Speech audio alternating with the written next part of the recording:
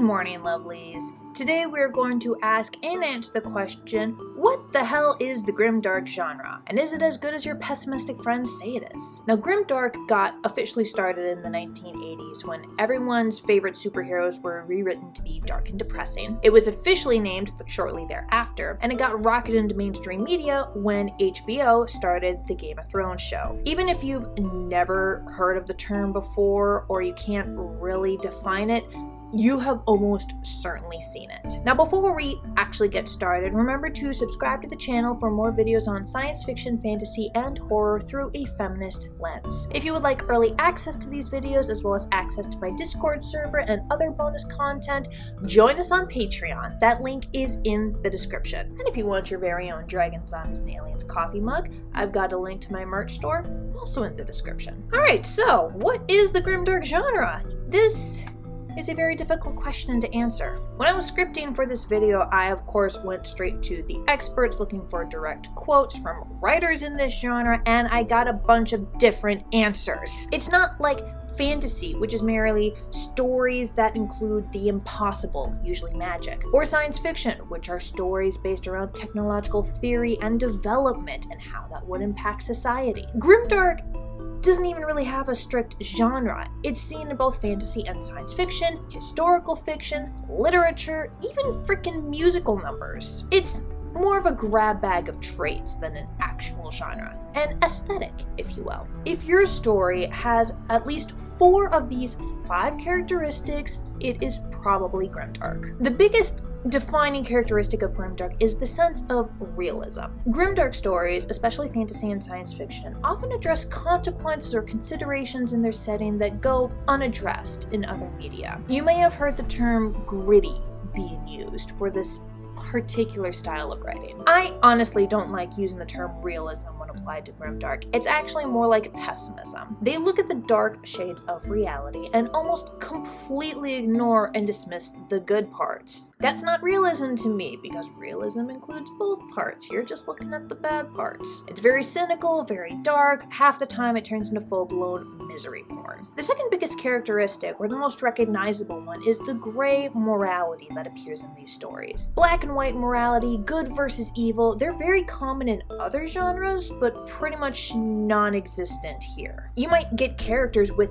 pitch black morals, like your villains and antagonists, but mostly we're dealing with shades of gray here. People who do good things for bad reasons, bad things for good reasons, who combine the two, whatever. You can get some very complex characters stuck in tricky situations where there are no clean solutions. You're gonna get your hands dirty no matter what you do. Or you can get very simple characters driven only by revenge or greed or survival, desperately trying to stay one step ahead of a world that wants to kill them. This of course leads to characteristic number 3, which is anti-heroes as protagonists.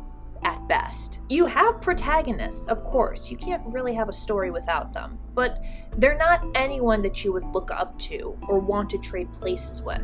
They're all murderers, mercenaries, con artists, gangsters, assassins, people who have needed to become as harsh as the world they live in just to survive. Paragons and genuinely good people are very rare in Grimdark land, and usually wind up dead or corrupted. Codes of honor just don't work. They're a liability. This is because of characteristic number 4, a very miserable setting. It's almost always some sort of dystopia. In order for villains and most protagonists to even operate here, they need systems put in place where bad people thrive and good people suffer. Or the law will be helpless in the face of this nasty and criminal underworld. Or it'll be a post-apocalypse where only the strong and brutal survive. If all the protagonist has to do when their family gets murdered is to call the cops and have the judge throw the murderer in jail, you don't really have a story, never mind a Grimdark story. There has to be some level of corruption or no accountability going on here. Otherwise, the villains would never get as far as they have to go in order to be a substantial threat, and the protagonist would be thrown in jail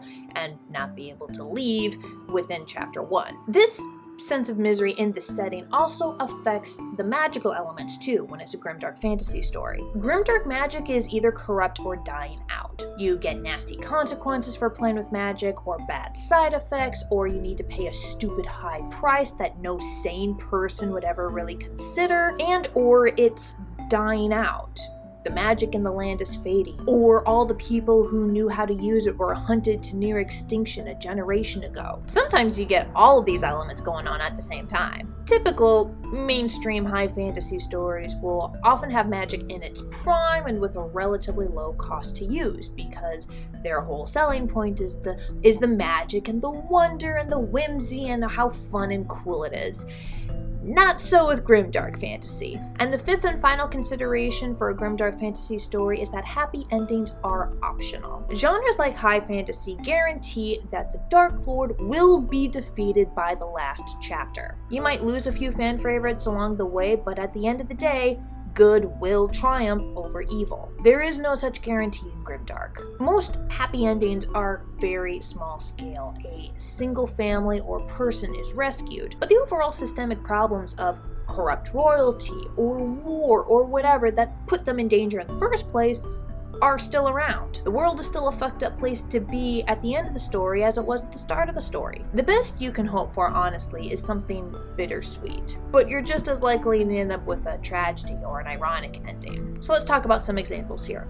Everyone knows Game of Thrones. It's kind of what got mainstream everyday attention put on the term. Even when Westeros wasn't on fire or under siege by ice zombies, the corrupt ruled while good people suffered. Paragons of virtue still had to do questionable things just to survive. And even though season 8 sucked balls, the bittersweet ending of Jon being condemned and sent to the wall for saving the continent is very in keeping with that genre. No good deed goes unpunished in Grimdark land. Netflix's The Witcher is kind of the new Game of Thrones, and God, I hope they don't fuck up as bad as HBO did. Oh, please, Lord. The named protagonist is a monster-hunting mercenary who actively tries not to be a hero and to avoid being a hero, and then he does anyway, and he gets condemned for it, and he operates in a world full of war, horror, and fantasy racism. It's one of those things where, like, yeah, if this world is put in peril and needs to be rescued, should you rescue it? Because it's kind of a hot mess. An older classical example would be something like Sin City. You get some little victories of people saving their loved ones and killing some small-scale villains, but at the end of the day, the city is still horribly corrupt, and most of the protagonists end up dead. And my personal favorite example would be Rick and Morty. Every character is awful, morality is barely a consideration. Rick never does something because it's the right thing to do, he does it because he wants to do it, or he's trying to avoid doing something else. Half the episodes include at least one whole planet being destroyed, sometimes Earth, and the main characters just swap dimensions to avoid the consequences. Now, when I started this video, I thought that I knew what Grimdark was. I like darker elements in my stories that heroes have to overcome. I like it when authors think through and consider realistic problems in fantastical settings like food and no-win scenarios. And I like angst. But I also like happy endings and protagonists that I can actually cheer for without feeling guilty. This means that I appreciate dark fantasy and sci-fi, which means dark themes or even full-blown horror elements in fantasy and sci-fi, way more than Grimdark. I still enjoy Grimdark from time to time, but it's not my go-to genre of choice. I guess I'm just too much of an optimist for it, honestly. It doesn't help that one of the most common philosophies of Grimdark stories is nihilism, which is the belief that you and nothing you do matters, which is bullshit. You are a human being. Ergo, you and your actions matter. Just because something is dark and depressing doesn't mean that it's good, or even that deep. It just makes me sad. Why would I want to do that? That is the Grimdark genre. Let me know your favorite Grimdark stories in the comments below. I cannot promise that I will actively search for them and consume them, but, you know, people like recommendations, and if something really catches my eye, I'll add it to my list. Remember to subscribe to the channel for more videos like this one. I will see you next time. Bye, lovelies!